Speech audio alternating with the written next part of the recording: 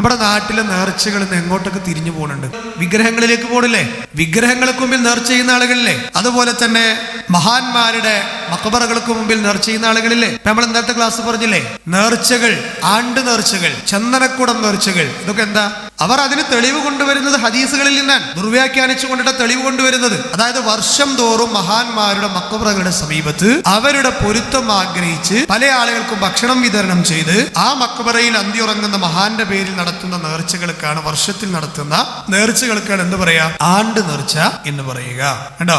ഈ ആണ്ട് നേർച്ചയെ കുറിച്ചാണ് പണ്ഡിതന്മാർ പറഞ്ഞത് അത് ശിർക്കാണ്. കാരണം അവർ ആരിൽ നിന്നാണ് പൊരുത്തം ആഗ്രഹിക്കുന്നത്? ഇപ്പൊ നിങ്ങൾ നോക്ക്, ഭീമ ഉമ്മിച്ചൊക്കെ കൊടുക്കണ എന്താണ്? കോഴിയും ആടുമാണ്. കറുത്ത തങ്ങൾക്ക് കൊടുക്കണ എന്താണ്? വേറെ സാധനം. യാഹു തങ്ങൾക്ക് കൊടുക്കണ എന്താ? മൈസൂർ കൊലയാണ്. കാജാ ബീഡി കൊടുക്കണ സ്ഥലമുണ്ട്. അതുപോലെ തന്നെ ബേബി സെറ്റ് കൊടുക്കണ സ്ഥലമുണ്ട്. ഇങ്ങനെ അങ്ങോട്ട് പോയ കാസർഗോഡ് ജില്ലയുടെ അങ്ങേ തലക്ക് സയ്യിദ് മദനി കൊടുക്കുന്നത് ആടാണ്. അതുപോലെ തന്നെ ബദവി തങ്ങൾക്ക് കൊടുക്കുന്നത് കാളയാണ്. അങ്ങനെ പോയി കഴിഞ്ഞാൽ, ഇങ്ങനെ പോയാൽ നമ്മുടെ ഏറുവാടി ഇബ്രാഹിം ബാദിഷ കൊടുക്കുന്നത് വേറെ സാധനം. ഇതൊക്കെ എന്തിനാ? മരിച്ചവർക്ക് എന്തിനാ? ഇത് ഇവരുടെ പേരിൽ നേർച്ചയാക്കുമ്പോൾ ആ കൊടുക്കുന്ന മുരീദ് ഉദ്ദേശിക്കണം എന്താ?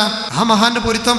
റബ്ബല്ലാത്തവരിൽ നിന്ന് നേർച്ചയിലൂടെ പൊരുത്തം ആഗ്രഹിച്ചാൽ അതിന് പറയുന്ന പേരാണ് ശിർക്ക്. കാരണം നമ്മൾ എല്ലാ ദിവസവും പറയണില്ലേ, ഒരു ഇബാദത്തായ നേർച്ച. നമ്മൾ കഴിഞ്ഞ ക്ലാസ്സിൽ പറഞ്ഞു, ഇന്ന സ്വലാത്തി വനുസുക്കി വമഹ്യായ വമമാതി. എന്താണ് വനുസുക്കി എന്ന് പറഞ്ഞാൽ? എന്റെ ബലികർമ്മങ്ങളും എന്റെ നേർച്ച വഴിപാടുകളൊക്കെ ആർക്കാണ്?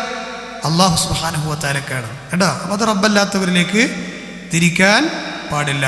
ചില സ്ഥലങ്ങളിൽ നേർച്ച ചെയ്യലേ ഭണ്ഡാരക്കുറ്റിയിലേക്ക് കൊണ്ടുപോയി പണമെറിയലാണ്. ഇപ്പൊ എന്റെ നാട്ടില് പൊന്നാനി എന്ന് പറഞ്ഞ സ്ഥലമാണ്. കുറച്ച് യാത്ര ചെയ്യണം. തൃശ്ശൂർ ജില്ലയുടെയും മലപ്പുറം ജില്ലയുടെ ഒക്കെ ബോർഡറിൽ കിടക്കുന്ന ഒരു സ്ഥലമാണ് പൊന്നാനി. പൊന്നാനിയിൽ മുനമ്പം എന്ന് പറയുന്ന സ്ഥലമുണ്ട്. ആ മുനമ്പം എന്ന് പറയുന്ന സ്ഥലത്ത് ഒരു മുനമ്പത്ത് ബീവിയാണ് അവിടുത്തെ മഖബറയിൽ കിടക്കുന്നത്. അവരുടെ ജഡം കിട്ടിയത് കടലിൽ നിന്നാണ്.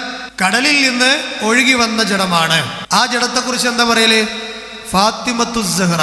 എന്നാൽ അതേ ഫാത്തിമത്തു സഹ്റയുടെ മൗലൂദിൽ എന്താ പറയണേ? ഊരും പേരും അറിയില്ല, ശുഹറത്തൊട്ടും കുറവില്ല, ബഹുമാന്യരൊക്കെ പെറ്റ നാട്, വെളിയങ്കോട്ട് ഉമ്മർ ഖാദി കുഞ്ഞിമരക്കാർ ഷഹീദൊരു ബഹുമാനരൊക്കെ പെറ്റ നാട് എന്നാണ് പറയല്.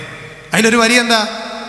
ഊരും പേരും അറിയില്ല, ഊരും പേരും അറിയില്ല എന്നാണ് പറയാറ്. എന്നൊരു ഭാഗത്ത് പറയുന്നു ഫാത്തിമത്തു സഹ്റ. അതെന്താ എങ്ങനെയെന്ന് ചോദിച്ചാല് അതിനർത്ഥമല്ല. കാരണം കഥയിൽ എന്തില്ല? ചോദ്യമില്ലല്ലോ. യാഹൂ തങ്ങളെ കഥയിൽ ചോദ്യം ഉണ്ടോ? യാഹൂ തങ്ങൾക്ക് 2 മഖബറല്ലേ? ഉണ്ട്. 5 കിലോമീറ്ററിന്റെ ഉള്ളിലെ 2 കഴിഞ്ഞ വർഷമാണ് യാഹൂ തങ്ങളെ ജാറത്തിൽ നേർച്ച നടക്കുമ്പോ ഒരു കൊമ്പിൽ കോർത്തിലെ ഒരു സഹോദരനെ ക്രിട്ടിക്കൽ സ്റ്റേജിലായിരുന്നു, മരിച്ചുപോയി. ഭയങ്കര വിവാദമായിരുന്നു അത്. അപ്പൊ യാഹൂ തങ്ങൾ ആരാണ്? ആൾക്ക് ആ പേര് വരാൻ തന്നെ കാരണം അയാൾ ഇടക്കിടക്ക് ചെയ്യുന്ന ദിക്കറാണ് അത്ര യാഹൂം യാഹൂം എന്ന്. അങ്ങനെയാണ് അയാൾക്ക് ആ പേര് വന്നതെന്നാണ്. അതാണ് അതിന്റെ സബബുൻ നുസൂല്.